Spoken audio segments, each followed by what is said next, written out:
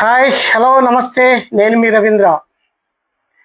ఈరోజు మనం రష్యాకు చెందిన రచయిత మ్యాక్సిమ్ గోర్కీ గురించి తెలుసుకుందాం.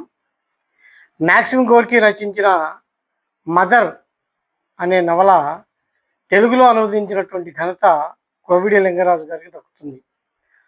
అమ్మ పేరుతో తెలుగులో వచ్చినటువంటి నవల ప్రపంచ ప్రఖ్యాతిగాంచింది.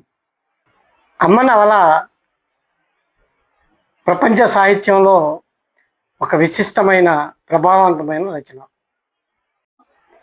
అమ్మ నవల రష్యన్ విప్లవం యొక్క ఉద్యమంలో శ్రామిక వర్గ పోరాటాలని, చైతన్యాన్ని ప్రతిబింబిస్తుంది.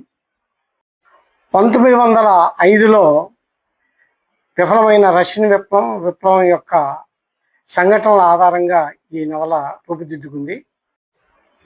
1905లో విఫలమైనటువంటి రష్యా విప్లవం యొక్క సంఘటనల ఆధారంగా 1906లో ఈ నవల ప్రచురించబడింది. ఆ సమయంలో విప్లవకారుల్లో స్ఫూర్తిని నింపడం ఈ రచన యొక్క ప్రధాన లక్ష్యం.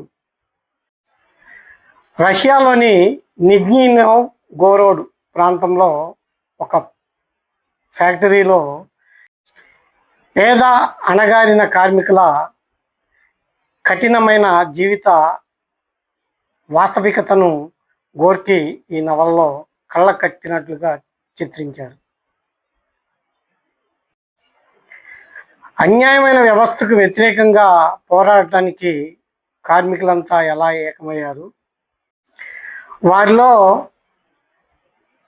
రాజకీయ చైతన్యం ఎలా మేల్కొంది అనే విషయం మీద ఈ నవల దృష్టి పెడుతుంది.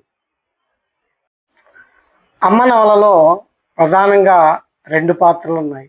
అందులో ఒకటి నిలోవ్నా వ్లాసోవా. ఈమె ఈ నవలలో నిజమైన కథానాయిక.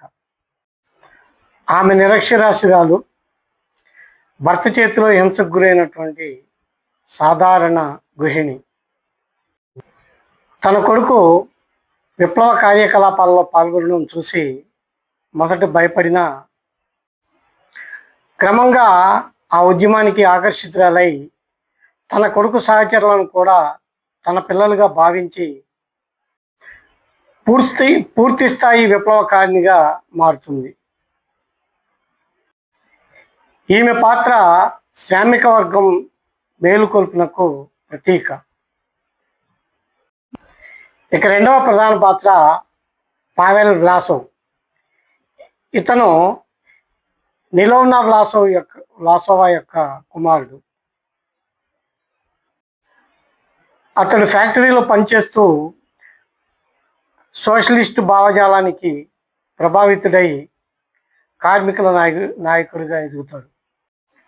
తన ఆదర్శాల కోసం జైలు, బహిష్కరణ వంటి శిక్షలను అనుభవించాడు.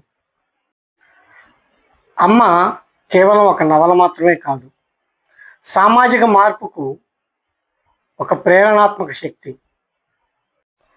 ఎందరో పాఠకులను, ముఖ్యంగా కమ్యూనిస్టులను ఎంతో ప్రభావితం చేసినటువంటి ఈ పుస్తకాన్ని లెనిన్ మహాశయుడు స్వయంగా ప్రశంసించారు.